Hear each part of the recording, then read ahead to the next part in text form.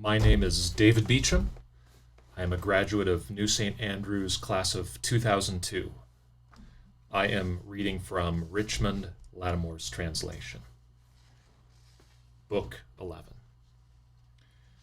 Now, when we had gone down again to the sea and our vessel, first of all we dragged the ship down into the bright water, and in the black hole set the mast in place and set sails, and took the sheep and walked them aboard, and ourselves also embarked.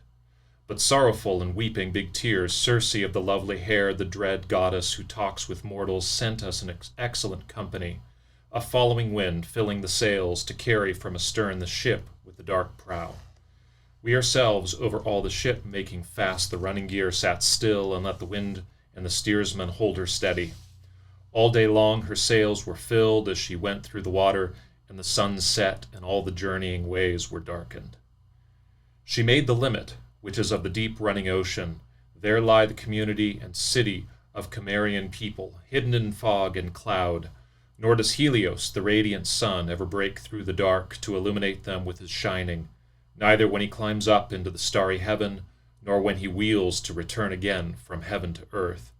But always a glum night is spread over the wretched mortals.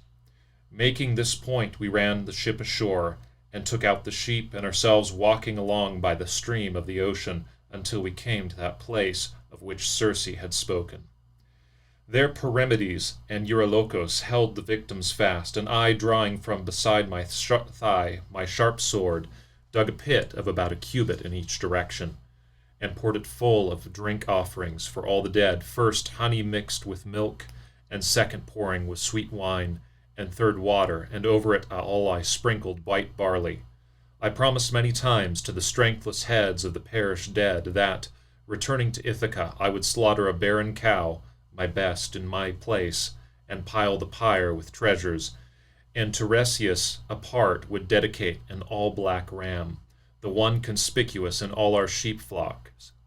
Now when, with sacrifices and prayers, I had so entreated the hordes of the dead, I took the sheep and cut their throats over the pit, and the dark clouding blood ran in, and the souls of the perished dead gathered to the place, up out of Erberos, brides and young unmarried men and long-suffering elders, virgins, tender and with sorrows of their young hearts upon them, and many fighting men killed in battle, stabbed with brazen spears, still carrying their bloody armor upon them. These came swarming around my pit from every direction, with inhuman clamor, and green fear took hold of me. Then I encouraged my companions, and told them, taking the sheep that were lying by, slaughtered with the pitiless bronze, to skin these and burn them, and pray to the divinities, to Hades the powerful, and to revered Persephone, while I myself, drawing from beside my thigh my sharp sword, crouched there, and would not let the strengthless heads of the perished dead draw nearer to the blood until I had questioned Tiresias. But first there came the soul of my companion Elpenor, for he had not yet been buried under earth of the wide ways since we had left his body behind in Circe's palace, unburied and unwept, with his other errand before us. I broke into tears at the sight of him, and my heart pitied him, and so I spoke aloud to him and addressed him in winged words. Elpenor, how did you come here beneath the fog and the darkness? You have come faster on foot than I could in my black ship.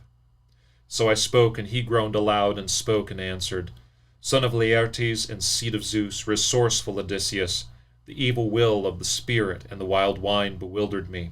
I lay down on the roof of Circe's palace and never thought, when I went down, to go by way of the long ladder, but blundered straight off the edge of the roof, so that my neck broke, and was broken out of its socket, and my soul went down to Hades. But now I pray you, by those you have yet to see, who are not here, by your wife and by your father, who reared you when you were little, and by Telemachus, who you left alone in your palace. For I know that after you leave this place and the house of Hades, you will put back with your well-made ship to the islands, Aiaia. There, at that time, my lord, I ask that you remember me, and do not go and leave me behind, unwept, unburied. But when you leave, for fear I might become the god's curse upon you, but burn me there with all my armor that belongs to me, and heap up a grave mound beside the beach of the grey sea for an unhappy man, so that those who come will know of me. Do this for me, and on top of the grave mound plant the oar with which I rode when I was alive and among my companions." So he spoke, and I in turn spoke to him in answer. "All this, my unhappy friend, I will do for you as you ask me." So we two stayed there exchanging our sad words, I on one side holding my sword over the blood, while opposite me the phantom of my companion talked long with me. Next there came to me the soul of my dead mother, Anticlea, daughter of great-hearted Autolycus, whom I had left alive when I went to sacred Ilion. I broke into tears at the sight of her, and my heart pitied her. But even so, for all my thronging sorrow, I would not let her draw near the blood until I had questioned Tiresias. Now came the soul of Tiresias the Theban, holding a staff of gold, and he knew who I was, and spoke to me. "Son of Laertes, and seed of Zeus, resourceful Odysseus, how is it then, unhappy man, that you have left the sunlight and come here to look on dead men, and this place without pleasure? Now draw back from the pit, and hold your sharp sword away from me, so that I can drink of the blood and speak the truth to you." So he spoke, and I, holding away the sword with the silver nails, pushed it back in the sheath, and the flawless prophet, after he had drunk the blood, began to speaking to me. "Glorious Odysseus, what you are after is sweet homecoming, but the god will make it hard for you. I think you will not escape the shaker of the earth, who holds a grudge against you in his heart, and because you blinded his dear son, hates you. But even so, and still you might come back after much suffering, if you can contain your own desire and contain your companions, at that time when you first put in your well-made vessel at the island Thrinacia, escaping the sea's blue water, and there discover pasturing the cattle and fat sheep of Helios, who sees all things and listens to all things. Then, if you keep your mind on homecoming and leave these unharmed, you might all make your way to Ithaca after much suffering. But if you harm them, then I testify to the destruction of your ship and your companions. But if you let yourself get clear, you will come home in bad case and with loss of all your companions in someone else's ship, and finding troubles in your household. Insolent men who are eating away your livelihood and courting your godlike wife and offering gifts to win her. You may punish the violences of these men when you come home.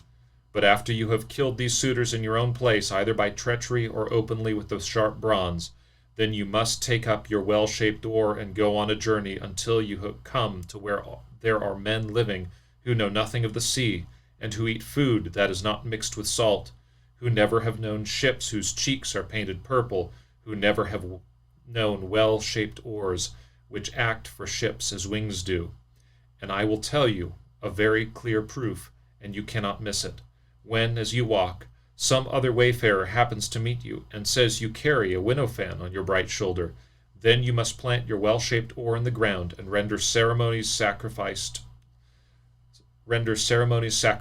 the Lord Poseidon, 1 ram and 1 bull, and a mounter of sows, a boar pig, and make your way home again, and render holy hecatombs to the immortal gods, who hold the wide heaven, all of them in order. Death will come to you from the sea, in some altogether unwarlike way, and it will end you in the ebbing time of a sleek old age. Your people about you will be prosperous. All this is true that I can tell you." So he spoke, but I in turn said to him in answer, "All this, Tiresias, surely must be as the gods spun it. But come now, tell me this, and give me an accurate answer. I see before me now the soul of my perished mother, but she sits beside the blood in silence, and has not yet deigned to look directly at her own son and speak a word to me. Tell me, Lord, what will make her know me and know my presence?" So I spoke, and he at once said to me in answer, "Easily I will tell you and put it in your understanding. Any one of the perished dead you allow to come up to the blood will give you a true answer, but if you begrudge this to any one, he will return to the place from where he came from." So speaking, the soul of the Lord Tiresias went back into the house of Hades, once he had uttered his prophecies, while I waited steadily where I was standing, until my mother came and drank the dark, clouding blood, and at once she knew me, and full of lamentation she spoke to me in winged words. My child, how did you come here, beneath the fog and the darkness, and still alive? All this is hard for the living to look on, for in between lie the great rivers and terrible waters that flow. Ocean first of all, which there is no means of crossing on foot, not unless one has a well-made ship. Are you come now to this place from Troy, with your ship and your companions, after wandering a long time, and have not yet come to Ithaca, and there seen your wife in your palace?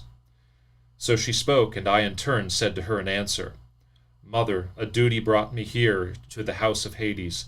I had to consult the soul of Tiresias the Theban, for I have not yet been near Achaean country, nor ever set foot on our land, but always suffering, I have wandered since the time I first went along with great Agamemnon to Ilion, land of good horses, in the battle against the Trojans. But come now, tell me this, and give me an accurate answer. What doom of death that lays men low has been your undoing? Was it at long sickness, or did Artemis of the arrows come upon you with her painless shafts and destroy you?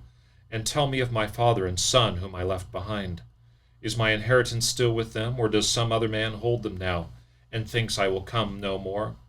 Tell me about the wife I married, that she wants, what she is thinking, and whether she stays fast by my son and guards everything, or if she has buried the best man among the Achaeans. So I spoke, and my queenly mother answered me quickly. All too much with enduring heart she does wait for you there in your own palace, and always with her the wretched nights and the days also waste her away with weeping. No one yet holds your fine inheritance, but in freedom Telemachus administers your allotted lands and apportions the equal feasts, working that befits a man with authority to judge, for all call him in. Your father remains on the estate where he is, and does not go to the city. There is no bed there, nor is there bed clothing, nor blankets, nor shining coverlets, but in the winter time he sleeps in the house where the thralls do, in the dirt next to the fire, and with foul clothing upon him. But when summer comes and the blossoming time of harvest, everywhere he has places to sleep on the ground, on fallen leaves in piles, along the rising ground of his orchard, and there he lies grieving, and sorrow grows big within him, as he longs for your homecoming, and harsh old age is on him. And so it was with me also, and that was the reason I perished. Nor in my palace did the Lady of Arrows, well aiming, come upon me with her painless shafts and destroy me, nor was I visited by sickness, which beyond other things takes the life out of the man with hateful weakness. But shining Odysseus, it was my longing for you, your cleverness and your gentle ways, that took the sweet spirit of life from me. So she spoke, but I pondered it in my heart, yet wished to take the soul of my dead mother in my arms. 3 times I started toward her, and my heart was urgent to hold her, and 3 times she fluttered out of my hands like a shadow or a dream, and the sorrow sharpened at the heart within me. And so I spoke to her and addressed her in winged words, saying, Mother, why will you not wait for me when I am trying to hold you, so that even in Hades, with our arms embracing, we can both take the satisfaction of dismal mourning? Or are you nothing but an image that proud Persephone sent my way to make me grieve all the more for sorrow? So I spoke, and my queenly mother answered me quickly, O my child, ill-fated beyond all other mortals, this is not Persephone, daughter of Zeus, beguiling you, but it is only what happens when they die to all mortals. The sinews no longer hold the flesh and bones together, and once the spirit has left the white bones, all the rest of the body is made subject to the fire's strong fury, but the soul flutters out like a dream and flies away. Therefore you must strive back towards the light again with all speed, but remember these things for your wife, so that you may tell her hereafter. So we two were conversing back and forth, and the women came to me. They were sent my way by proud Persephone. These were all who had been the wives and daughters of princes, and now they gathered in swarms around the dark blood. I then thought about a way to question them, each by herself, as I thought this was the plan that seemed best to me. Drawing out the long-edged sword from beside my big thigh, I would not let them all drink the dark blood at the same time. So they waited and came to me in order, and each one told me about her origin, and I questioned all of them. There first I saw Tyro, glorious descended, and she told me she was the daughter of the stately Salmoneus, but she was the wife of Cretheus, son of Iolaus, and she was in love with a river god Enipeus, by far the handsomest of all the rivers whose streams crossed over the earth, and she used to haunt Enipeus' beautiful waters, taking his likeness, the god who circles the earth and shakes it lay with her where the swirling river finds its outlet, and sea-blue wave curved into a hill of water reared up about the two to hide the god and the mortal woman, and he broke her virgin zone and drifted asleep upon her. But when the god had finished with the act of love-making, he took her by the hand and spoke to her and named her, saying, "Be happy, lady, in this love, and when the years passes, you will bear glorious children, for the couplings of the immortals are not without issue. You must look after them and raise them. Go home now and hold your peace and tell nobody my name, but I will tell you, I am the earth-shaker Poseidon." So he spoke and divided back into the heaving water of the sea, but she conceived and bore Peleus and Neleus. The both of these grew up to be strong henchmen of mighty Zeus. Peleus lived rich in sheep flocks in the wide spaces of Iolcos, while the other was king in sandy Pylos. But this queen among women bore the rest of her children to Cretheus, Aeson and Pharis and Amatheon, delighting in horses. After her I saw Antiope, who is the daughter of Asopus, who claimed she had also lain in the embraces of Zeus and borne 2 sons to him, Amphion and Zethos. The first established the foundations of 7-gated Thebes and built the bulwarks, since without bulwarks they could not have lived, for all their strength, in Thebes of the wide spaces. After her I saw Amphitrion's wife, Alcmene, who after lying in love in the embraces of great Zeus brought forth Heracles, lion-hearted and bold of purpose, and I saw Megara, daughter of high-spirited Creon, whom Amphitrion's bold and weariless son had married. I saw beautiful Epicaste, Oedipodes' mother, who in the ignorance of her mind had done a monstrous thing when she married her own son. He killed his father and married her, but the gods soon made all known to mortals.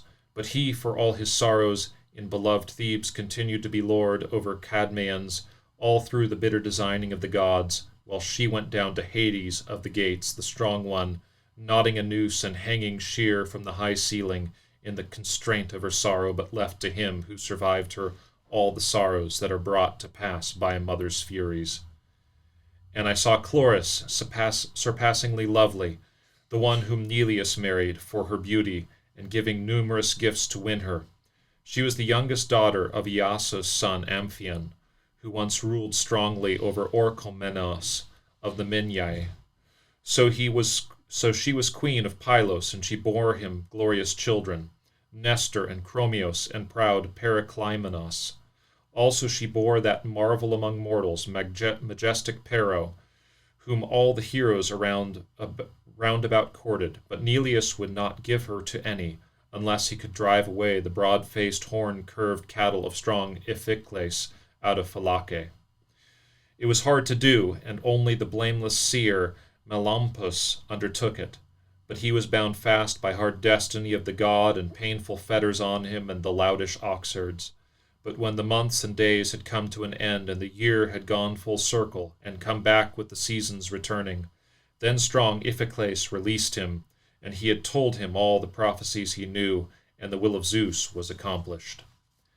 And I saw Leda, who had been the wife of Tyndareus, and she had borne to Tyndareus 2 sons with strong hearts, Castor, breaker of horses, and the strong boxer Polydeuces. The life-giving earth holds both of them, yet they are still living, and even underneath the earth enjoy the honor of Zeus. They live still every other day. On the next day they are dead, but they are given honor even as gods are. After her I saw Iphimedia, wife of Aeolus, but she told me how she had been joined in love with Poseidon and borne 2 sons to him, but these in the end had not lived long, Otos the god, and the far-famed Ephialtes. And these were the tallest men the grain-giving earth had brought forth ever, and the handsomest by far, after famous Orion. When they were only 9 years old, they measured 9 cubits across, but in height they grew to 9 fathoms, and even made threats against the immortal gods on Olympus, that they would carry the turmoil of battle with all its many sorrows against them. and were minded to pile Ossa on Olympus, and above Ossa Pelion of the trembling leaves to climb the sky. Surely they would have carried it out if they had come to maturity. But the son of Zeus, whom Leto with the ordered hair had borne him, Apollo killed them both, before ever the down gathered below their temples, or on their chin the beards had blossomed. I saw Phaedra, and Procus, and Ariadne, the beautiful daughter of malignant Minos. Theseus at one time was bringing her from Crete to the high ground of sacred Athens, but got no joy of her, since before that Artemis killed her in sea-washed Dia when Dionysus bore witness against her. I saw Mera, Clymene, and Eriphyle, the hateful, who accepted precious gold for the life of her own dear husband. But I cannot tell over the whole number of them, nor name all the women I saw who were the wives and daughters of heroes, for before that the divine night would give out. It is time now for my sleep, either joining my companions on board the fast ship or here, but you and the gods will see my homeward journey. So he spoke, and all of them stayed stricken to silence, held in thrall by the story all through the shadowy chambers. Now it was white-armed Arete who began the discourse. Phaeacians, what do you think now of this man before you, for beauty and stature, and for the mind well balanced within him? And again he is my own guest, but each one of you has some part in honoring him. Do not hurry to send him off, nor cut short his gifts when he is in such need, for you all have many possessions by the grace of the gods stored up in your palaces. Then in turn the aged hero Echeneus spoke forth, who is the most advanced in age of all the Phaeacians. Friends, our circumspect queen is not off the mark in her speaking, nor short of what we expected of her. Do then as she tells us. From now on the word and the act belong to Alcinous. Then in turn Alcinous spoke to him, and answered, Even so this word will be mine to say, as long as I am alive and king over all the oar-loving Phaeacians. But let our guest, much though he longs for the homeward journey, still endure to wait till tomorrow, until I have raised all the contribution. But the men shall see to his convoy home, and I most of all, for mine is the power in this district. Then resourceful Odysseus spoke in turn and answered him, O great Alcinous, preeminent among all people, if you urged me to stay here even for the length of a year, and still sped my conveyance home and gave me glorious presents, that would be what I wished. There would be much advantage in coming back with a fuller hand to my own dear country, and I would be more respected, so and be more popular with all people who saw me make my return to Ithaca. Then Alcinous answered him in turn and said to him, Odysseus, as we look upon you, do not imagine that you are a deceptive or thievish man, the sort of that the black earth breeds in great numbers, people who wander widely, making up lying stories from which no one could learn anything. You have a grace upon your words, and there is sound sense within them, and expertly, as a singer would do, you have told the story of the dismal sorrows befallen yourself and all of the Argives. But come now, tell me this, and give me an accurate answer. Did you see any of your godlike companions who once with you went to Ilion and there met their destiny? Here is a night that is very long, it is endless. It is not yet time yet to sleep in the palace, but go on telling your wonderful story. I myself can hold out until the bright dawn, if only you could bear to tell me, here in the palace, of your sufferings. Then resourceful Odysseus spoke in turn and answered him, O great Alcinous, preeminent among all people, there is a time for many words and a time for sleeping. But if you insist upon hearing me still, I would not begrudge you the tale of these happenings, and others yet more pitiful to hear, the sorrows of my companions who perished later, who escaped onslaught and cry of battle, but perished all for the sake of a vile woman on the homeward journey. Now when chaste Persephone had scattered the female souls of the women, driving them off in every direction, there came the soul of Agamemnon, the son of Atreus, grieving, and the souls of the other men who died with him and met their doom in the house of Aegisthus were gathered around him. He knew me at once, and he drank the dark blood and fell to lamentation loud and shrill, and the tears came springing, and threw himself into my arms, meaning so to embrace me. But there was no force there any longer, nor any juice left now in his flexible limbs as there had been in time past. I broke into tears at the sight of him, and my heart pitied him, and so I spoke aloud to him and addressed him in winged words. Son of Atreus, most lordly and king of men, Agamemnon, what doom of death that lays men low has been your undoing? Was it with the ships, and did Poseidon, rousing a storm blast of battering winds and none would wish for, prove your undoing? Or was it on the dry land? Did men embattled destroy you, as you tried to cut out cattle and fleecing sheep from their holdings, or fighting against them for the sake of their city and women? So I spoke, and he in turn said to me in answer, Son of Laertes, and seed of Zeus, resourceful Odysseus, not in the ships, nor did Poseidon, rousing a storm blast of battering winds that none would wish for, prove my destruction. Nor on dry land did enemy men destroy me in battle. Aegisthus, working out my death and destruction, invited me to his house, and feasted me, and there killed me there, with the help of my sluttish wife, as one cuts down an ox at his manger. So I died a most pitiful death, and my other companions were killed around me without mercy, like pigs with shining tusks, in the house of a man rich and very powerful, for a wedding or a festival or a communal dinner. You have been present in your time at the slaughter of many men, killed singly or in the strong encounters of battle, but beyond all others you would have been sorry at heart for this scene, how we lay sprawled by the mixing bowl and the loaded tables all over the place, and the whole floor was steaming with blood. And most pitiful was the voice I heard of Priam's daughter Cassandra, killed by treacherous Clytemnestra over me. But I lifted my hands, and with them beat on the ground as I died upon the sword, but the sluttish woman turned away from me, and was so hard that her hands would not press shut my eyes and mouth, though I was going to Hades. So there is nothing more deadly or more vile than a woman who stores her mind with acts that are of such sort as this one, when she thought of this act of dishonor and plotted the murder of her lawful husband. See, I had been thinking that I would be welcome to my children and thralls of my household when I came home, but she with thoughts surpassingly grisly splashed the shame on herself and the rest of her sex, on women still to come, and on the one whose acts are virtuous. So he spoke, and I again said to him in answer, Shame it is, for how terribly Zeus of the wide brows from the beginning has been hateful to the seed of Atreus through the schemes of women.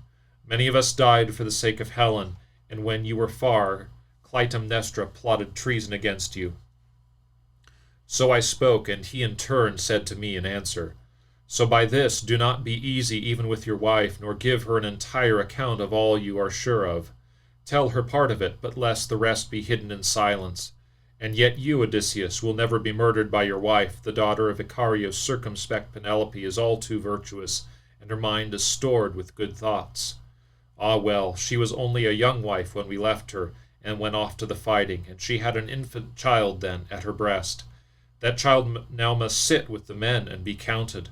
Happy he, for his dear father will come back and see him, and he will fold his father in his arms as is right. My wife never even let me feed my eyes with the sight of my own son, but before that I myself was killed by her. And put away in your heart this other thing that I tell you. When you bring your ship into your own country, do it secretly, not in the open. There is no trusting in women. But come now, tell me this, and give me an accurate answer. Tell me if you happen to hear that my son was still living, whether perhaps in Orchomenus, or in sandy Pylos, or perhaps with Menelaus in wide Sparta, for nowhere upon the earth has there been any death of noble Orestes. So he spoke, and I again said to him in answer, Son of Atreus, why do you ask me that? I do not know if he is alive or dead. It is bad to babble emptily. So we two stood there exchanging our sad words, grieving both together and shedding the big tears. After this there came to us the soul of Peleus' son, Achilles, and the soul of Patroclus, and the soul of stately Antilochus, and the soul of Aias, who for beauty and stature was greatest of all the Danaans, next to the stately son of Peleus. The soul of swift-footed Achilles, scion of Achaeus, knew me, and full of lamentation he spoke to me in winged words. Son of Laertes, and seed of Zeus, resourceful Odysseus, hard man, What made you think of this bigger endeavor? How could you endure to come down here to Hades' place, where the senseless dead dwell, mere imitations of perished mortals? So he spoke, and I again said to him in answer, Son of Peleus, far the greatest of the Achaeans, Achilles, I came for the need to consult Tiresias, if he might tell me some plan by which I might come back to rocky Ithaca. For I have not yet been near Achaean country, nor ever set foot in my land, but always I have had troubles, Achilles. No man before has been more blessed than you, nor ever will be. Before, when you were alive, we Argives honored you as we did the gods, and now in this place you have great authority over the dead. Do not grieve even in death, Achilles. So I spoke, and he in turn said to me in answer, O shining Odysseus, never try to console me for dying. I would rather follow the plough as thrall to another man, one with no land allotted him and not much to live on, than be a king over all the perished dead. But come now, and tell me anything you have heard of my proud son, whether or not he went along to war to fight as champion, and tell me anything you have heard about stately Peleus, whether he still keeps his position among the Myrmidon hordes, or whether in Hellas and Phthia they have diminished his state because old age constrains his hands and feet, and I am no longer there under the light of the sun to help him, not the man I used to be once, when in the wide Troad I killed the best of their people fighting for the Argives. If only for a little while I could come like that to the house of my father, my force and my invincible hands would terrify such men as use force on him and keep him away from his rightful honors. So he spoke, and I again said to him in answer, I have no report to give you of stately Peleus, but as for your beloved son Neoptolemus, I will tell you, since you ask me to do it, all the true story. For I myself, in the hollow hull of the balanced ship, brought him over from Scyros to join the strong grieved Achaeans. Whenever we, around the city of Troy, talked over our counsels, he would always speak first, and never blunder. In speaking, only godlike Nestor and I were better than he was. And when we Achaeans fought in the Trojan plain, he never would hang back where there were plenty of other men, nor stay with the masses, but run far out in front, giving way to no man for fury, and many were those he killed in the terrible fighting. I cannot tell over the number of all, nor name all, the people he killed as he fought for the Argives, but what a great man was one, the son of Telephos, he slew with the brazen spear. The hero Eurypylus and many Chetaean companions were killed about him by reason of womanish presence. Next to great Memnon, this was the finest man I ever saw. Again, we who were best of the Argives entered the horse of the Epeius maid, and all the command was given to me to keep close hidden inside or sally out from it. The other leaders of the Danaans and men of council were wiping their tears away, and the limbs were shaking under each man of them. But never at any time did I see him losing his handsome color or going pale or wiping the tears off his face, but rather he implored me to let him sally out of the horse. He kept feeling for his sword hilt, and spear weighted with bronze, full of evil thoughts for the Trojans. But after we had sacked the sheer citadel of Priam, with his fair share and princely surprise of his own, he boarded his ship unscathed. He had not been hit by thrown and piercing bronze, nor stabbed in close-up combat, as often happens in fighting. The war god rages at all and favors no man. So I spoke, and the soul of the swift-footed scion of Iacchos stalked away in long strides across the meadow of Asphodel, happy for what I had said of his son, and how he was famous. Now the rest of the souls of the perished dead stood near me, grieving, and each one spoke to me and told of his sorrows. Only the soul of the Telamonian Aias stood off at a distance from me, angry still over that decision I won against him, when beside the ships we disputed our cases for the arms of Achilles. His queenly mother set them as prize, and the sons of the Trojans with Pallas Athena judged. And I wish I had never won in a contest like this. So high a head has gone under the ground for the sake of that armor. Aias, who for beauty and for achievement surpassed all the Danaans, next to the stately son of Peleus. So I spoke to him now in terms of conciliation. Aias, son of stately Telamon, could you then never, even in death, forget your anger against me because of that cursed armor? The gods made it to pain the Achaeans. So great a bulwark were you, who were lost to them. We Achaeans grieved for your death as incessantly as for Achilles, the son of Peleus, at his death, and there is no other to blame but Zeus. He, in his terrible hate for the army of the Danaan spearmen, visited this destruction upon you. Come nearer, my lord, so you can hear what I say and listen to my story. Suppress your anger and lordly spirit. So I spoke. He gave no answer, but went off after the other souls of the perished dead men into the darkness. There, despite his anger, he might have spoken, or I might have spoken to him, but the heart in my inward breast wanted still to see the souls of the glory of other perished dead men.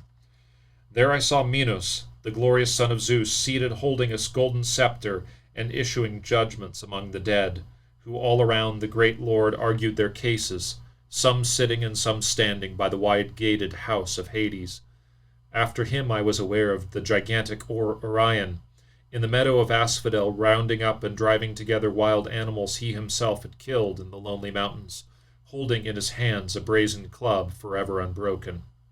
And I saw Tityus, Earth's glorious son, lying in the plains and sprawled over 9 acres. 2 vultures sitting one on either side were tearing his liver, plunging inside the caul. With his hands he could not beat them away. He had manhandled Leto, the honored consort of Zeus, as she went through spacious Panopeus towards Pytho. And I saw Tantalos also suffering hard pains, standing in lake water that came up to his chin, and thirsty as he was, he tried to drink but could capture nothing.